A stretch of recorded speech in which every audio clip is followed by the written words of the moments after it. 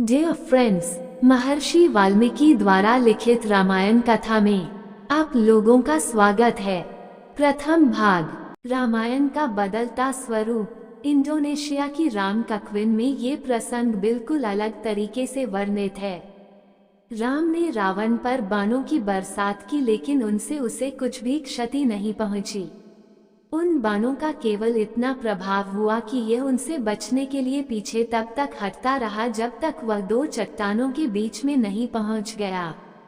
जैसे ही वह वहां पहुंचा, चट्टानें तेजी से उसकी ओर बढ़ती गई और उन्होंने उसे अपने बीच दबोच लिया। ज्यों-ज्यों यह उनसे अपने को छुड़ाने की कोशिश करता, त्यों-त्यों उस पर उनकी पकड़ मजबूत होती जाती। उनके बीच फंस जाने पर अंततः उसे अपने प्राणों से हाथ धोना पड़ा। वे दोनों चट्टानें और कोई नहीं बल्कि उसकी अपनी बेटियों थीं, जिन्हें उसने पहले मार दिया था। उनकी आत्माएं उससे बदला लेने के लिए प्रतीक्षा कर रही थीं। यह अवसर तब उनके हाथ में आ गया जब रावण राम के बाणों से बचने के लिए पीछे हटा था। इसी प्रकार सीता भी रामायण की एक महत्वपूर्ण पात्र है। जिस तरह से रावण की मृत्यु की घटना अलग अलग रामायणों में वर्णित की गई है, उसी प्रकार सीता के जन्म की घटना भी दक्षिण पूर्व एशिया के रूपांतरों में अलग अलग दिखाई देती है। इसे भी रामायण विशेषज्ञ प्रो सत्यव्रत शास्त्री ने एक अन्य लेख में इस प्रकार स्पष्ट किया है। राम और हनुमान के बाद राम कथा की सबसे महत्वपूर्ण पात्र राम की पत्नी सीता है। उनके बिना राम कथा की कल्पना करना संभव नहीं है। आरंभ से अंत तक सीता की उपस्थिति दिखाई देती है, विशेष रूप से राम से उनके विवाह के बाद। ये कहानी का केंद्र बिंदु है, जिनके इर्द गिर्द कहानी आगे बढ़ती है। उनका जन्म ही रहस्यमय रहा है। वाल्मीकि ने वर्णित किया है कि जब जनक द्वारा भूमि पर हल चलाया जा रहा था, तब वे पृथ्वी से प्रकट हुई थीं। सीता नाम भी उन्हें उसी घटना के कारण प्राप्त हुआ, क्योंकि सीता का शाब्दिक अर्थ ही है हल की रेखा। वे उनको अपने साथ मिथिला की राजधानी ले गए और उन्हें अपनी बेटी के रूप में अपना लिया। दक्षिण पूर्व एशिया के रूपांतरों में उनके जन्म से संबंधित उनकी अपनी ही कहानियां हैं। थाई रामायण में उन्हें लक्ष्मी का अवतार माना गया है।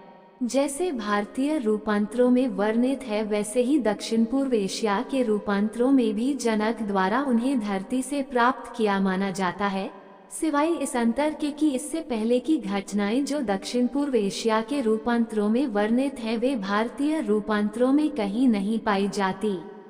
लाओस के रूपांतर लाओशन वर्जन फरा राम में इंद्र की पत्नी रावण से बदला लेने के लिए उसकी पुत्री के रूप में जन्म लेती है, क्योंकि रावण ने उसके पति इंद्र का रूप धारण करके उसके साथ बलात्कार किया था।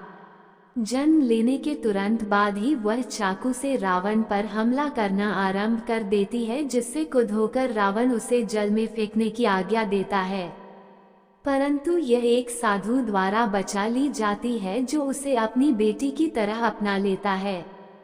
लाओस के ही राम कथा के दूसरे रूपांतर ग्वेथोराफी में भी इंद्र की पत्नी का उल्लेख मिलता है। उसमें वह अपने स्वयं के सुजाता नाम से उल्लिखित है। ये स्वयं रावण की पुत्री के रूप में पुनः जन्म लेती है। यहाँ पर उसका रावण की गोद में प्रकट होना वर्णित है। कारण वही है जो दूसरे रूपांतरों में बताया गया है। उन ज्योतिषियों की राय पर जिन्होंने भविष्यवाणी की कि यह रावण की मृत्यु का कारण होगी, उसे एक सोने के बक्से में रख दिया जाता है और एक बेड़े पर रखकर समुद्र में बहा दिया जाता है। बाद में उसे एक साधु द्वारा अपनी पुत्री के रूप में अपना लिया जाता है। लाओस के दूसरे रूपांतर राम जातक में भी वो इंद्र की पत्नी के अवतार के रूप में उल्लिखित है, जिसे उसके पिता रावण द्वारा अपने भाई विभीषण की सलाह पर त्याग दिया जाता है, क्योंकि विभीषण की भविष्यवाणी के अनुसार यह रावण के विनाश का कारण होगी। शिशु की रक्षा वन के देवी देवताओं द्वारा की जाती है और बाद में उसे एक साधु द्वारा अपनी पुत्री के रूप में अपना लिया जाता है। म्यांमार के सबसे प्रसिद्ध रूपांतर राम बग्यन रामाथाग्यान में सीता को एक सुंदर स्वर्गिक युवती बताया गया है, जिससे रावण ने छेड़छाड़ करने की कोशिश की थी। वो उससे बच निकलती है, धरती पर नीचे आ जाती है, अग्नि प्रज्वलित करती है और पुनः शिशु कन्या के रूप में जन्म लेने के लिए उसमें कूद जाती है।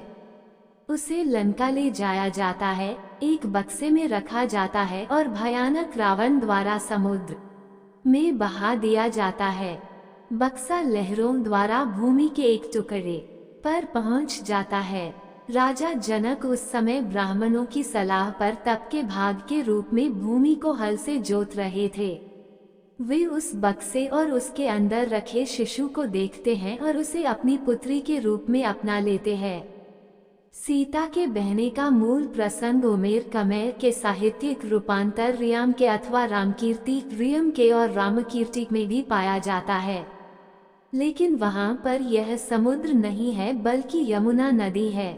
यही वह रावण की पुत्री नहीं बताई गई है, यद्यपि राजा जनक द्वारा उसे अपनी पुत्री के रूप में अपनाना वहीं भी पाया जाता है। मलय की हिकायत सरी राम के अनुसार यह मंदोदरी नहीं थी जिसने कोय के रूप में राक्षसी द्वारा लाए गए हवन के खाद्य पदार्थ के टुकड़े को खाया था, बल्कि यह रावण था जिसने इसे स्वयं खाया था। इसके साथ ही यहाँ एक अन्य प्रसंग भी मिलता है जिसमें दशरथ का रावण की पत्नी मंदुडाकी, जो दशरथ की अपनी पत्नी मंदुडारी की प्रतिकृति थी, के साथ सोने का उल्लेख मिलता है। इन दो घटनाओं के परिणाम स्वरूप रावण की पत्नी सीता को जन्म देती है। चूंकि ज्योतिषी भविष्यवाणी करते हैं कि उसकी नियति में रावण का विनाश निश्चित है, अतः उसे लोहे के एक बक्से में रखकर समुद्र में बहा दिया जाता है और अंततः वह दुर्वातिपूर्वा के महर्षि काली महर्षि कलयव दुर्वातिपूर्वा की दत्तक पुत्री बन जाती है। जावा की राम कथा के साराट कांडा नामक रूपांतर में सीता को रावण की पुत्री के रूप में विष्णु की पत्नी मदंग मैदान का पुनर्जन्म कहा गया है। वेंग सायाम रूपांतर के अनुसार भगवान विष्णु की पत्नी सीता अंडंग देवी अपने बलात्कारी सिरांचाक जो भविष्य का रावण है से बदला लेने के लिए पृथ्वी पर स्वयं अवतार लेती है। ये रावण की पत्नी के मुख द्वारा उसके अंदर प्रवेश कर जाती है और उसे गर्भवती बना देती है। रावण के भाई की भविष्यवाणी पर कि वह घोर विपत्ति का कारण बनेगी, उसे एक जार में रखकर समुद्र में बहा दिया जाता है। अंततोगत्वा वह महर्षि कलाअपि द्वारा खोज लिया जाता है और वह सीता देवी नाम से एक सुंदर कन्या के रूप में बड़ी होती है। इस प्रकार दक्षिण पूर्व एशिया के रूपांतरों ने रामकथा में रावण और सीता के बारे में अपनी ही जादुई कहानियों व किंवदंतियों का जाल बुन लिया है, जिसकी पकड़ बहुत प्रभावी है। इसी प्रकार के परिवर्तन अन्य पात्रों के संदर्भ में भी देखे जा सकते हैं। दोस्तों, प्रथम भाग यही समाप्त हुआ। जय श्री राम। जय श्री राम। आगे सुनने के लिए हमारा YouTube चैनल सब्सक्राइब करें। Thanks for watching my video.